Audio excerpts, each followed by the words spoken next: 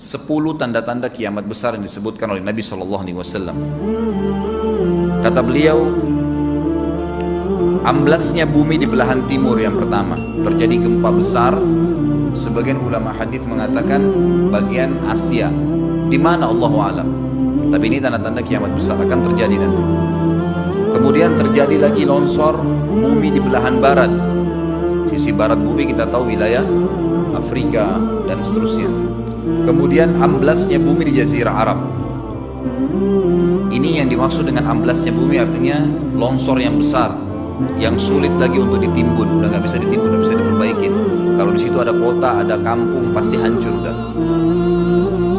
3 sekaligus terjadi longsor di 3 titik yang berbeda dan secara waktu atau dalam waktu yang bersamaan. Ini sudah selangsung 3 tanda-tanda kiamat.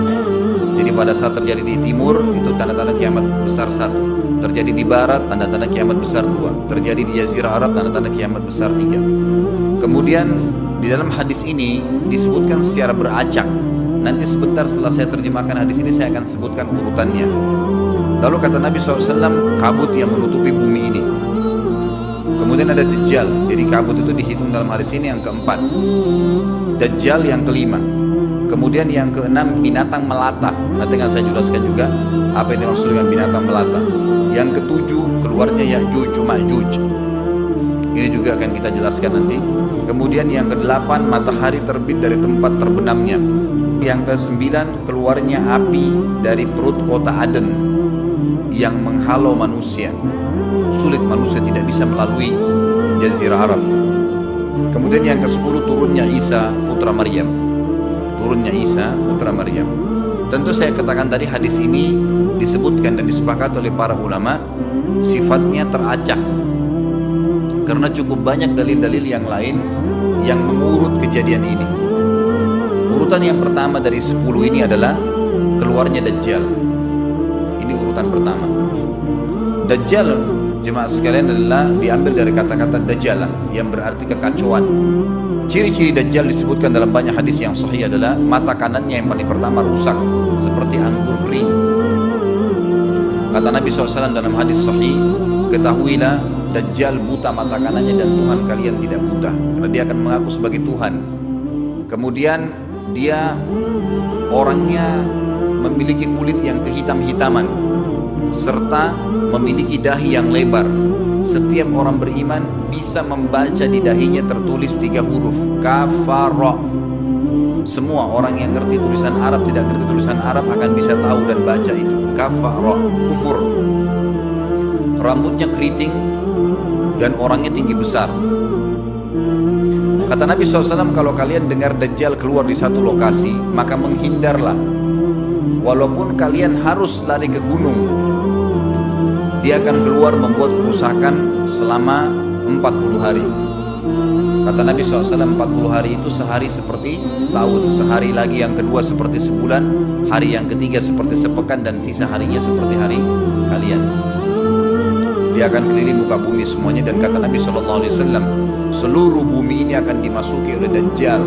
Tidak tertinggal satu lorong, gang, jangankan kota atau desa, kecuali Dajjal akan masuk ke dalamnya, kecuali Madinah dan Mekah. Tidak bisa dimasuki oleh Dajjal. Kata Nabi SAW dalam hadis sahih, karena di setiap pintu gerbang Mekah dan Madinah malaikat menghenuskan pedangnya dan menghalau Dajjal sehingga Dajjal tidak bisa masuk. Pada saat dia tiba di Palestina, waktu yang bersamaan di kota Madinah berkecamuk. Kaum muslimin sepakat semua keluar untuk mengejar Dajjal dan membunuhnya. Keluar dari kota Madinah satu orang yang namanya seperti namanya Nabi Muhammad SAW, Muhammad bin Abdullah, dan dia dari turunan Nabi SAW juga. Dan orang ini punya julukan Mahdi, dikenal dengan Imam Mahdi. Inilah tanda-tanda kiamat yang kedua. Pada saat dia tiba di Mekah, dibaiatlah oleh banyak kaum muslimin, tidak disebutkan jumlah pasukannya, maka terbentuklah pasukan jihad yang mengejar Dajjal menuju ke Palestina. Lalu keluar tanda-tanda kiamat 3, langsung berentetan semua. Tanda-tanda kiamat besar yang ketiga adalah pada saat pasukan Imam Mahdi dengan pasukan jihad itu tiba di Darul Baydha namanya, Hadis menyebutkan di menara itulah, di masjid itulah Imam Mahdi mampir sholat asar bersama pasukannya. Dikatakan Isa alaihissalam akan turun sambil memegang kedua sayapnya malaikat, dan dari rambutnya yang basah meneteskan air. Maka dia pun turun, lalu kemudian dia masuk, dan orang-orang pada saat itu mengenalnya kalau dia adalah Isa, dan mereka sudah tahu ini masanya keluarnya Dajjal, ini Mahdi sudah ada. Mereka tahu akan turun Isa. Sudah ada informasi seperti yang disampaikan ke Bapak Ibu sekarang. Itu muslimin di zaman itu sudah tahu semua. Sholatlah mereka, kemudian mereka menuju ke Palestina. Ringkas cerita adalah Nabi Isa alaihissalam akhirnya tiba dengan pasukan mujahidin di depan pintu gerbang Babulut. Dajjal mengatakan, bukakan pintu gerbang. Mereka tidak akan mampu melawan kita karena pasukannya mereka banyak memang. Maka Dajjal dengan sombongnya menunggu di depan pintu gerbang. Pada saat dibuka, Dajjal kaget melihat ada Isa alaihissalam. Dan pada saat itu kata Nabi SAW, Dajjal faham kalau sudah tiba ajalnya. Begitu melihat Isa alaihissalam, dia lari dan badannya sambil meleleh di depan para pengikutnya. Pada saat Dajjal mati, pengikutnya pada ketakutan semua. Mereka anggap Dajjal Tuhan, mereka anggap Dajjal orang yang perkasa lah, orang yang kebal lah, beragam macam kelebihan. Mereka kaget pada saat mati. Maka bertebaranlah mereka, dan akhirnya mereka sembunyi di bawah pohon dan di atas batu. Kemudian batu dan pohon akan memberikan penjelasan, hai muslim ini Yahudi, bunuhlah. Maka dibunuhlah pada saat itu mereka. Lalu Nabi Isa alaihissalam memimpin di muka bumi, dan kata Nabi SAW, pada saat itu Islam, agama Islam yang dibawa oleh Nabi SAW akan masuk ke semua rumah di muka bumi, gak tersisa. Satu dunia ini semuanya Islam. Hadis sahih. Maka Nabi Isa alaihissalam memimpin pada saat itu, disebutkan dalam hadis 40 tahun dengan ketenangan menerapkan hukum Islam.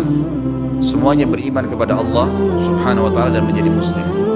Setelah itu keluar tanda-tanda hari kiamat besar yang keempat, yaitu keluarnya Ya'juj dan Ma'juj. Nabi SAW sebutkan ciri-ciri mereka. Mata mereka sobekannya kecil sehingga mata mereka kelihatan seperti sipit, tapi bola matanya besar. Mereka memiliki rambut yang keriting, dan mereka memiliki poster yang umumnya seperti poster manusia. Ada hadis yang berbunyi mereka akan mendatangi sebuah sungai, kalau tidak salah namanya sungai Tibria. Airnya banyak mengalir. Kata Nabi SAW, mereka semua minum air sungai itu, dan yang terakhir dari mereka datang sudah nggak dapat air. Artinya air sungainya habis diminum. Bayangin berapa banyak jumlahnya. Pada saat itu Nabi SAW mengatakan, Allah berfirman kepada Isa, berkata, wahai Isa, aku akan mengeluarkan hamba-hambaku yang tidak ada seorang pun dari kalian bisa mengalahkannya, termasuk Isa alaihissalam, nggak bisa mengalahkan. Maka selamatkanlah dirimu bersama dengan pengikut-pengikutmu ke Gunung Tur namanya. Jadi memang Ya'juj ini ciri khasnya, kata Nabi SAW, mereka memakan apa saja. Jadi bukan seperti manusia normalnya. Mereka membunuh semua yang bukan seperti mereka. Sampai-sampai kata Nabi SAW, tidak ada yang bisa mengalahkan mereka, dan jumlah mereka sangat banyak. Salah seorang di antara mereka tahu dia akan mati kalau sudah punya 1000 anak. Kata Nabi SAW dalam hadis Bukhari, kecelakaanlah bagi orang-orang yang ada di Jazirah Arab. Kemungkinan besar makna ini adalah tempat mereka dekat dengan Jazirah Arab. Kata Nabi SAW, kecelakaan bagi orang-orang yang Jazirah Arab, karena telah terbuka dari lubangnya Ya'juj Ma'juj sebesar ini. Udah kasih isyarat dengan jari ibu jari sama jari tengahnya. Artinya mereka sudah bisa melihat keluar. Pada saat mereka keluar, maka mereka akan mulai membuat kerusakan. Kata Nabi SAW di dalam hadis sahih riwayat Imam Bukhari, bahwasanya Ya'juj Ma'juj akan membunuh siapapun yang mereka temui. Bahkan pada saat mereka sudah merasa menguasai bumi, mereka melepaskan anak-anak panah mereka ke langit. Lalu Allah menurunkan anak-anak panah mereka sebagai fitnah dipenuhi dengan darah. Maka mereka berkata, kami telah membunuh semua yang ada di bumi dan semua yang ada di langit. Kata Nabi SAW, Allah lalu mengizinkan Isa untuk berdoa kepada Allah agar memusnahkan mereka. Maka Isa alaihissalam pun akhirnya berdoa, meminta kepada Allah subhanahu wa ta'ala agar mereka semua dimusnahkan. Maka pada saat itu pun Allah subhanahu wa ta'ala menurunkan kepada mereka hama. Sebagian hadis menyebutkan serangga kecil seperti cacing, banyak sekali yang menimpa tubuh-tubuh mereka. Setiap orang satu. Dan itu membuat mereka mati. Kemudian setelah itu Isa alaihissalam memimpin lagi di muka bumi sampai beliau meninggal. Setelah Isa alaihissalam meninggal, kembali lagi sebagian besar manusia berbuat kekufuran. Maka Allah subhanahu wa ta'ala keluarkan tanda-tanda kiamat besar yang kelima. Yang kelima ini adalah keluarnya hewan atau binatang melata. Binatang melata ini disebutkan dalam hadis yang sahih riwayat Bukhari, bahwasanya Allah SWT akan keluarkan, tapi tidak disebutkan dari bumi mana dia keluar. Dia akan keluar hewan melata yang bisa berbicara seperti manusia dan badannya dipenuhi dengan bulu. Allahu a'lam bagaimana. Kemudian dia datangi orang-orang yang kufur tersebut dan menasihati dan mengingatkan mereka. Yang tidak mau beriman, dalam hadis dikatakan dicap oleh hewan tersebut. Allahu a'lam dicap seperti apa, sehingga ketahuan mana yang kafir, mana yang beriman. Terus dia keliling di muka bumi tapi tidak disebutkan berapa lama.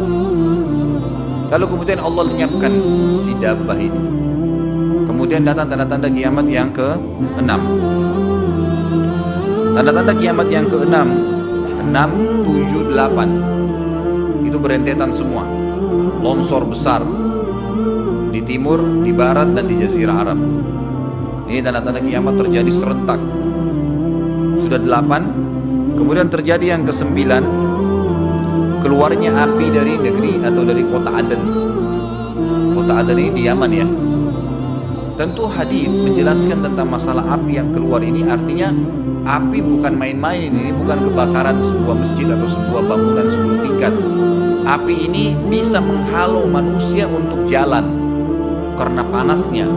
Sebagian riwayat menjelaskan api tersebut akan berdiri seperti gunung yang besar dan dari seluruh pelosok dunia bisa kelihatan. Kita bisa bayangkan bagaimana itu, yang akhirnya akan menggiring atau menghalangi orang-orang untuk jalan. Susah.